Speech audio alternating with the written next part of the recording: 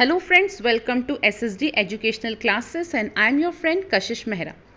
तो आज हमारा टॉपिक है टाइप्स ऑफ कंपनीज, जो कि आपके यूजीसी नेट का यूनिट नंबर 9 का पार्ट 1 है।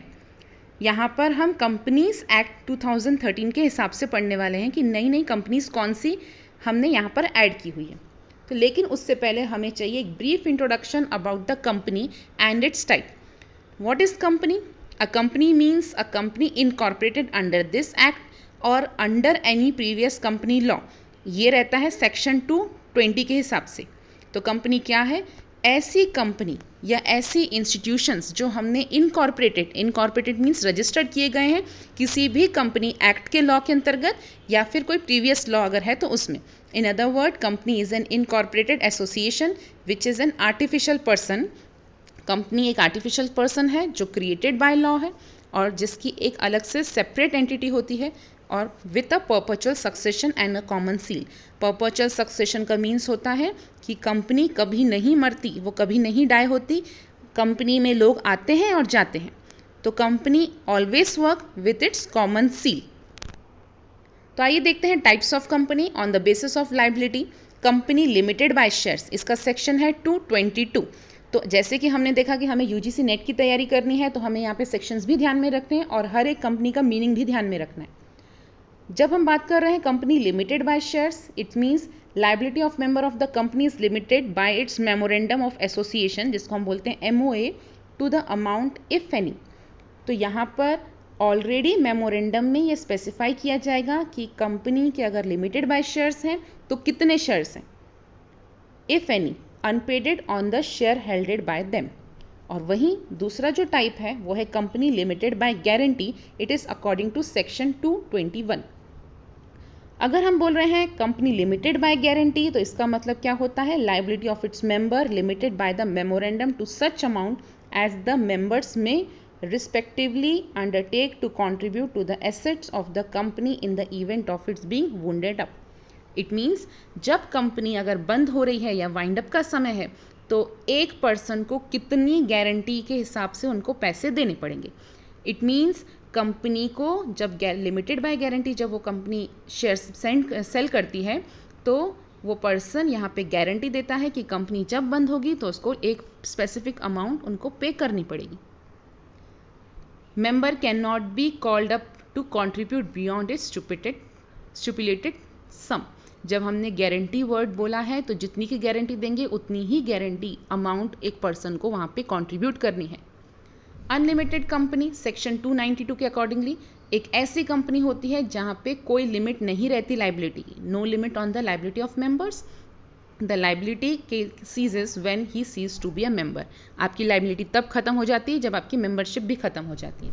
On the basis of member one person company. अब अगर हम मेंबर के बेसिस पे अगर हम देख रहे हैं टाइप्स ऑफ कंपनी तो वहाँ पे है OPC अकॉर्डिंग टू सेक्शन 262 के हिसाब से, जहाँ पे सिर्फ वन पर्सन ही मेंबर रहता है, जहाँ पे मिनिमम पेड अप कैपिटल कोई लिमिट नहीं होती है। The MOA that is memorandum of association shall indicate the name of the person who shall in the event of subscriber death of his incapacity to contract become the member of company. अगर memorandum में लिखा हुआ है तो उसमें हमें क्या indicate करना है? उस कंपनी के नाम, उस कंपनी का मेंबर कौन बनने वाला है और उसकी डेथ के बाद या इंसेंट के बाद या उसकी कैपेसिटी खत्म होने के बाद उसका अगला मेंबर कौन बनने वाला है। No person shall be liable to incorporate more than one person. यहाँ पे एक से ज़्यादा पर्सन रजिस्ट्रेशन नहीं करवा सकते क्योंकि इसका नाम ही है वन पर्सन कंपनी, और माइनर जो रहेगा वो भी मेंबर नहीं बन सकता।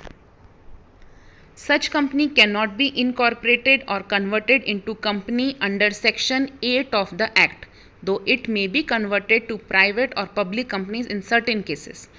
जो वन मेंबर कंपनी है वो लगभग कन्वर्ट नहीं होगी अकॉर्डिंग टू द सेक्शन 8 के हिसाब से, लेकिन आगे जाके कुछ केसेस में वो प्राइवेट या पब्लिक कंपनी में कन्वर्ट हो सकती है। तो वो केसेस कौन से हैं?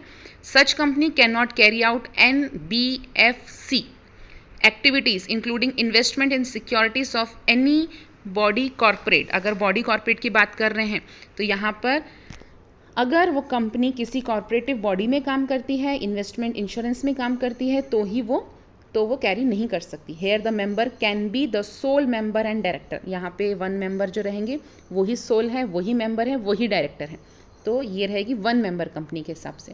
जब हम बात कर रहे हैं प्राइवेट कंपनी, तो प्राइवेट कंपनी का सेक्शन है 268, no paid up, no minimum paid up capital requirement, यहाँ पे मिनिमम पेड अप नहीं है क्योंकि ये प्राइवेट कंपनी है।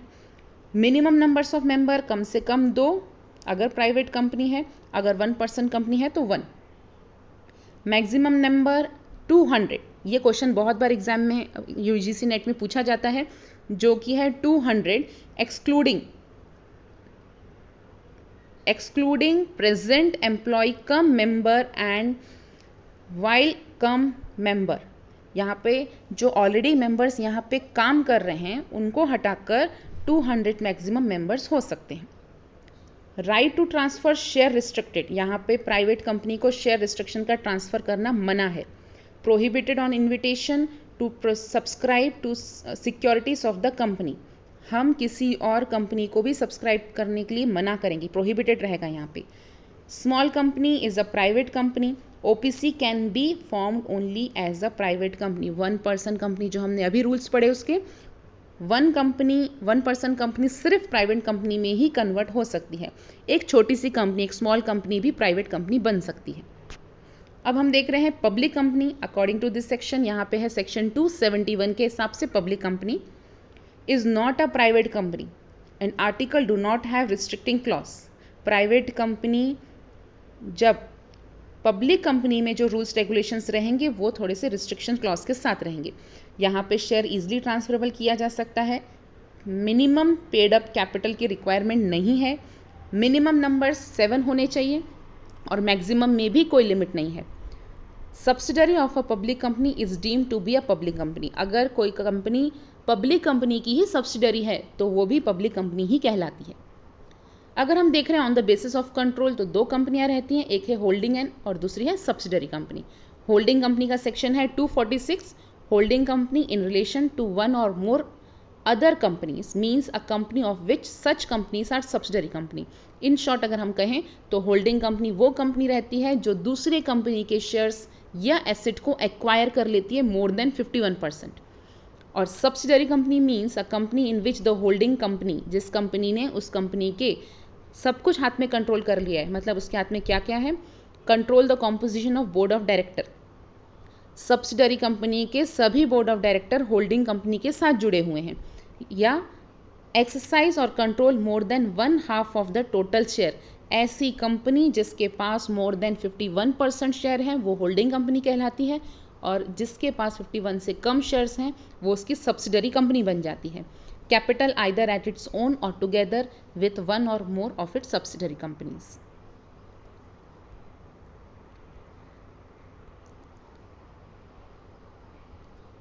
नेक्स्ट है associate company according to section 26 के हिसाब से ये एक ऐसी कंपनी है in relation to the another company means a company in which that company has a significant influence. जब हम बात कर रहे हैं एसोसिएटेड कंपनी, इट मीन्स एक कंपनी दूसरी कंपनी के साथ जुड़ी हुई है but which is not a subsidiary company. ये बात हमको यहाँ पे ध्यान रखनी है, एसोसिएट कंपनी किसी भी दूसरी कंपनी की सब्सिडरी कंपनी नहीं है, बल्कि उन्होंने उसके साथ जॉइंट वेंचर किया है, उनके साथ मिलकर काम किया है। जब हम बात कर रहे हैं सिग्निफिकेंट इन्फ्लुएंस, इसका मतलब क्या रहता है, it means control of at least 20% of total share. जहाँ की आपने देखा था सब्सिडरी में मोर देन 51% होता है, यहाँ पे सिर्फ 20% का ही कॉन्ट्रीब्यूशन होता है of the business enterprise business decision under an agreement. The term total share capital means the aggregate of the total paid up equity share, या फिर ऐसे शेयर्स जो कन्वर्टेबल प्रेफरेंस शेयर कहलाते हैं।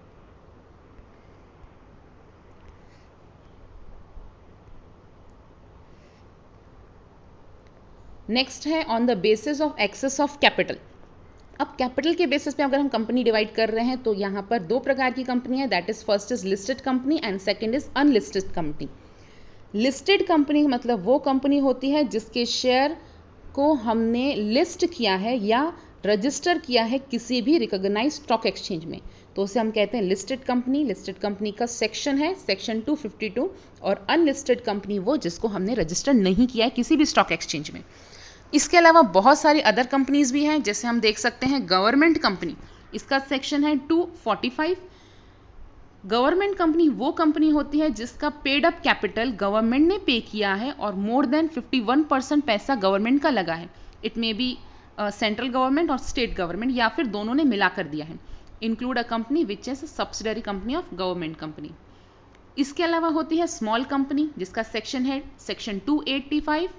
यहाँ पे स्मॉल कंपनी में आ सकता है कोई भी प्राइवेट कंपनी, जैसा कि हमने पहले ही आपको बताया। इसका पेड अप कैपिटल जो रहेगा वो 50 लाख से not more than 50 lakhs or such higher amount as may be prescribed which shall not be more than 5 crore rupees। यहाँ पे टोटल अमाउंट जो रहेगी वो 5 करोड़ रुपीस से नहीं जानी चाहिए और टोटल टर्नओवर जो रहेगा साल भर का 2 करोड़ से ज़्यादा ऊपर नहीं होना चाहिए। ऐसी कंपनी स्मॉल कंपनी कहलाती है। As may be which shall not be more than 20 crore rupees. यहाँ पर कुछ कंपनी 20 करोड़ रखा गया है और should not be a section 8 companies और होल्डिंग और सब्सिडरी कंपनी। इट मीन्स यहाँ पर स्मॉल कंपनी किसी भी सब्सिडरी कंपनी को या होल्डिंग कंपनी को कंसिडर नहीं करेंगे। अ कंपनी और body corporate govern by special act. It means small company किसी गवर्नमेंट कंपनी के साथ भी जुड़ी हुई नहीं रहेगी। फिर आती है फॉरेन कंपनी। सेक्शन 242 के हिसाब से एनी कंपनी और body corporate incorporated outside India. अगर हम देखें तो ऐसी कंपनी जो इंडिया की नहीं है लेकिन बाहर की कंपनी है तो उसे हम फॉरेन कंपनी कहते हैं, लेकिन has a place of business in India whether by itself और थ्रू एन एजेंट के थ्रू उन्होंने यहाँ पे कंपनी का फॉर्मेशन किया है या किसी इलेक्ट्रॉनिक मोड के थ्रू किया है या वो खुद बिजनेस एक्टिविटी यहाँ कंडक्ट कर रहे हैं तो उसे हम फॉरेन कंपनी कहेंगे। कुछ और कंपनियां भी रहती हैं formation of company with charitable object के साथ, जिसको हम सेक्शन 8 के अंदर लेते हैं। ये कैसे फॉर्म की जाती है? It is form by for the promotion of commerce, art, science, religion, charity. ऐसी सब कंपनियां formation companies under charitable object के अंदर जाती हैं। Use its profit for the promotion of objective for which form. इनके पास जो प्रॉफिट आता है ये अपने ही ऑब्जेक्टिव को पूरा करने के लिए, उनको प्रमोशन करने के लिए यूज़ करते हैं। ये कंपनी डिविडेंड डिक्लेयर नहीं करती है मेंबर को। Operate under special licence. Central government से स्पेशल लाइसेंस के बाद ही ये कंपनी काम कर सकती है। Need not use the word. इस कंपनी के नाम के पीछे एलटीडी, प्राइवेट लिमिटेड वर्ड, इस तरीके का नाम सूटेबल नहीं रहता। मतलब इनके नाम के पीछे एलटीडी नहीं लिखा रहता, बल्कि इनके नाम के पीछे किस तरीके का नाम रहता है? क्लब, चैम्बर, कॉमर्स, इस तरीके का नाम रहता है। Licence provoked if condition contravened. अगर कोई कंडीशन को वो क्रॉस करते हैं तो उनका लाइसेंस भी कैंसिल हो सकता है। रिवोक्ड मीन्स कैंसिल होता है। Can call it's general meeting by giving a clear 14 days का। जैसे कि आप देखते हैं नॉर्मल कंपनीज 21 डेज का नोटिफिकेशन देती है, ये कंपनी 14 डेज का क्लियर नोटिफिकेशन दे सकती है। Requirement of minimum numbers of director, independent director, और ये जो भी बाकी कंपनीज के ऊपर अप्लाई रहता है, इन कंपनी के ऊपर जो चैरिटेबल ऑब्जेक्ट के साथ आती है इनके ऊपर अप्लाई नहीं रहता। एक आती है डोमिनेंट कंपनी जिसका सेक्शन है 455। जैसे कि मैंने आपको पहले ही बताया था, कंपनीज का सेक्शन आपको ध्यान में रखने हैं।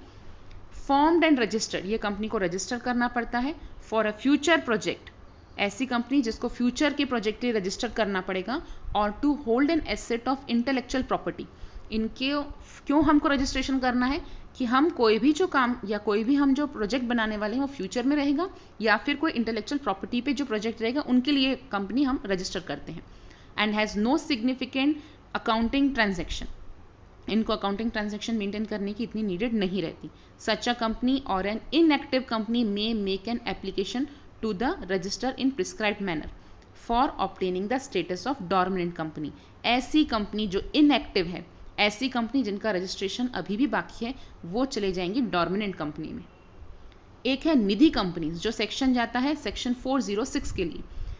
Incorporated as Nidhi with the object of cultivating the habit of thrust. Thrust means cost cutting को अगर हम देख रहे हैं, थ्रिफ्ट देख रहे हैं, तो कॉस्ट कटिंग के लिए भी निधि कंपनी को हम क्रिएट करते हैं जहाँ पे कई लोग मिलकर कंट्रीब्यूट करते हैं और फिर जो सेविंग अमाउंट्स है वो मेंबर में डिस्ट्रीब्यूट की जाती है। तो सेविंग अमाउंट इट्स मेंबर को दी जाती है, receiving deposit from lending to its member only. यहाँ पे मेंबर से ही डिपॉजिट लिया जाता है और जो प्रॉफिट बचेगा वो मेंबर को ही दिया जाता है। ये जो कंपनी है निधि कंपनी, वो म्यूचुअल बेनिफिट के लिए बनाई जाती है। तो ये थे different types of company. Hope है फ्रेंड्स आपको हमारा वीडियो पसंद आया होगा, और आपको एक चीज़ यहाँ पे ज़रूर मिलेगी कि आप हमारे वीडियो में डिटेल स्टडी हमेशा कर पाएंगे। तो यहाँ पर जितने टाइप्स ऑफ कंपनीज़ मैंने आपको बताई शायद ही आपने पढ़ी होंगी, लेकिन अलग अलग जगह पे पढ़ी होंगी। तो मैं पूरी तरीके से यहाँ पे कोशिश करूँगी कि आपको सारा मैटर एक ही वीडियो में कवर करने का। ये था हमारा पार्ट 1 ऑन यूनिट 1। आगे के लिए हम आगे कंटिन्यू करेंगे। अगर आपको हमारा वीडियो पसंद आया है तो इसे लाइक कीजिए, चैनल को सब्सक्राइब कीजिए। Thank you.